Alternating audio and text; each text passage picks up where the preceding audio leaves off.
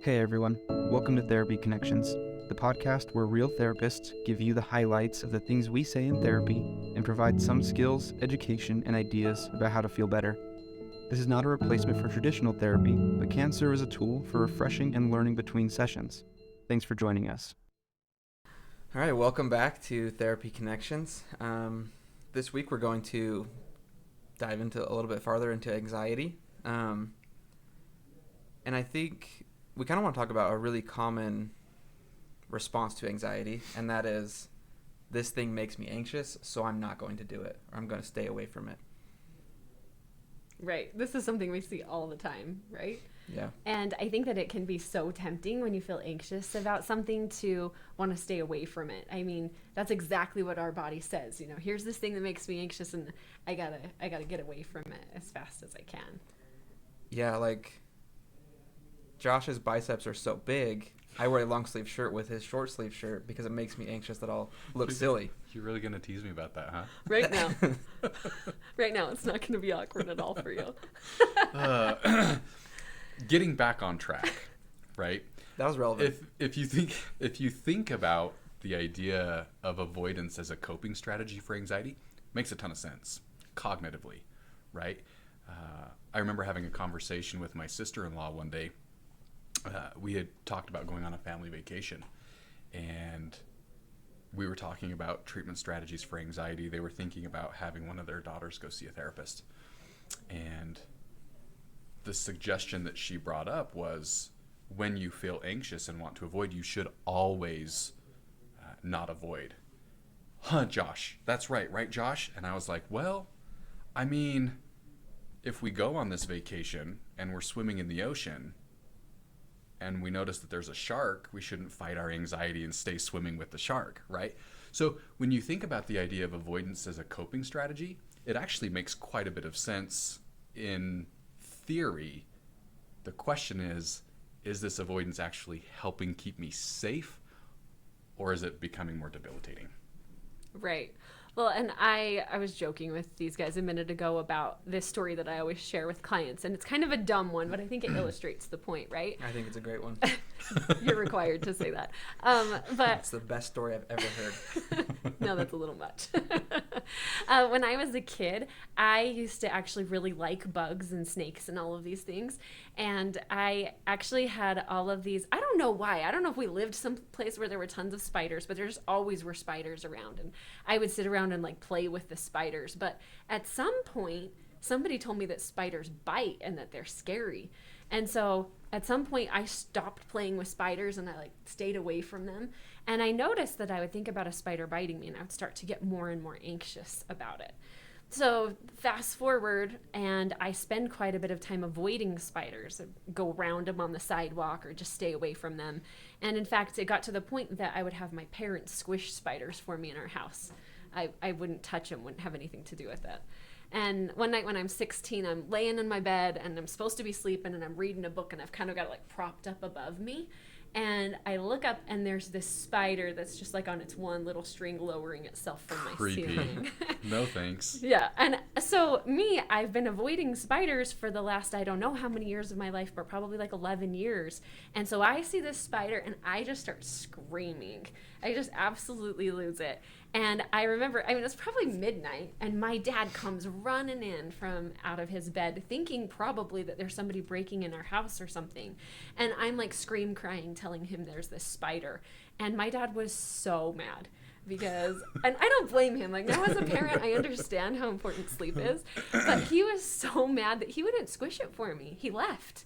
And so then I'm laying there in my bed, and there's this spider above my head. And my thought is, I either am going to just grab my stuff and head out of this room, and then we're going to have to burn my room because I can never, yeah, exactly. I can never come back in there, or I'm dead. And I remember like crying and getting up and squishing this spider, and I'm shaking the whole time. But then after that, I started to take care of spiders myself, possibly because my dad wouldn't do it for me anymore. But over time, I found that I actually have gotten less and less anxious around spiders because I've learned that like I'm bigger than they are and I can figure out how to take care of this thing on my own. And something that at one point was not a big anxiety for me became a big anxiety for me, and then again became not a big anxiety, was completely based on avoidance. The more I avoided something, the more it became scary in my mind. The more I approached that thing, the less scary it became. And this is actually how anxiety works. So the whole like avoid idea totally works, but it's going to make it worse in the long term. I think I just figured out why she doesn't like Lord of the Rings. She watched the That would Two make Towers sense. and was like, I'm out. I did hate that spider part now that you mention it. Well, if That the did spider freak me is out. that big, maybe anxiety is warranted. Okay, yeah, touche. That's a good point. No matter how much you like spiders. I just don't feel like there's a need for 8 legs. I feel like no legs, aka snakes, are less intimidating than 8 legs. Ugh, I'm not a fan of snakes. I have Yeah. not had the whole like let's approach snakes thing yet. If you had 8 legs, you'd probably be good at a lot of things That's that you're not good at now. That's probably true. If you had no legs, you'd probably be not very good at a lot of things. A lot of things. I definitely would not be good at a lot of things. Speaking onto kind of that story, I always think of it almost as a spiral, right? The more you avoid, the worse it's going to get, because you're building it up in your head as this. If it's a little bit scary, so I don't do it. You're conditioning yourself to say, you know what, like, I avoided that thing because it's scary. And the more you do that, the more you're avoiding, the bigger the thing gets, and the scarier it gets, to the point where you're playing with spiders, and then a little spider in your room is like a life or death situation. But it didn't just happen in one avoidance. It happened over avoiding many, many times, and you spiral down this path and kind of condition yourself that way. It blows it up in your brain so big as being something that you just absolutely can't handle. And again, it's not a problem in the beginning, but it becomes more and more of a problem as time goes by. I think sometimes about clients that I've worked with who I saw a lot of this during COVID. Kids stopped going to school, and if they already had a little bit of school anxiety, then they totally stopped going to school. Their brains continued to blow it up as like this thing that was so scary. Trying to get kids back to school after COVID was so hard. Getting me back to work after COVID is so hard. I think you guys are onto something here. One of the things that I've noticed with my clients as we talk about some strategies for anxiety is, as I run experiments with them when they want to initially avoid something, whether it's going to a family party. Holidays tend to be really tough times for folks, I've noticed.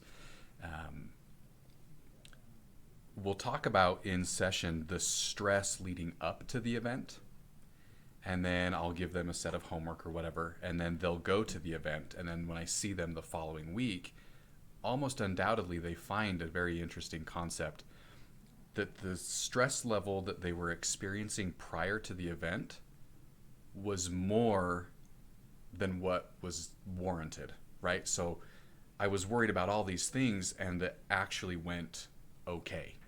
The party wasn't as bad as I thought it was going to be. So then they say, well, I didn't need to have worried that much. And if the event was actually as bad as what they had worried that it was going to be, they also say, well, all that worrying didn't prepare me well anyways. And so that's part of this challenge with avoidance, is it's not helpful in the long term in almost any situation, unless you're swimming with sharks. Then that's probably a good idea. Or giant spiders. Or giant spiders.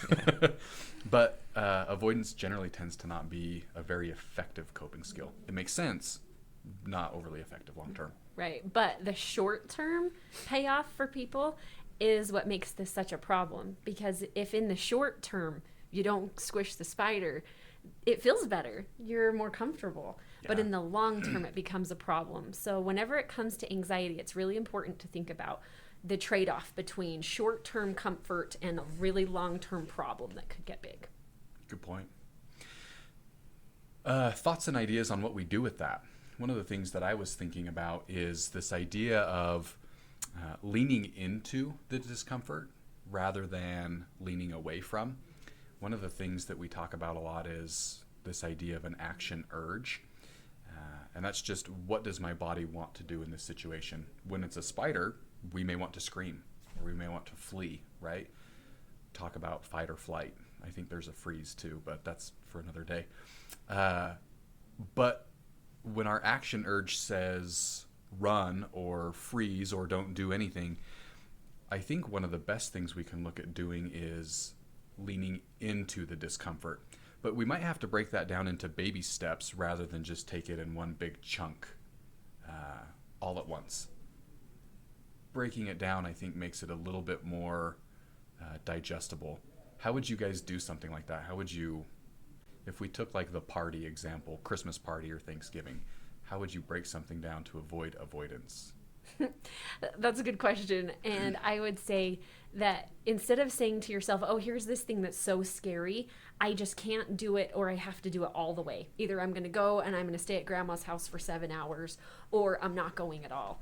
Instead, I think, what about taking some baby steps? Imagining yourself going to the party and spending 15 minutes there, making sure that you have an exit plan in case it gets to be too uncomfortable, taking a support with you, something like that, so that you're finding some kind of a middle ground, something that's not entirely, I have to do this all the way, or something that is completely avoidance, but instead working through some of those baby steps and always making it a little bigger step. So maybe this year, maybe this holiday, I stay at grandma's for 15 minutes, and maybe in the future, I stay at grandma's for an hour. But working toward it so that it's little steps instead of just one big giant thing that's too hard to do. Sure. And maybe next week I wear a short sleeve shirt just once around Josh and don't get intimidated. Jaden, I can't even grow facial hair. I'm not intimidating. Well, hopefully something that we talked about today is helpful for you.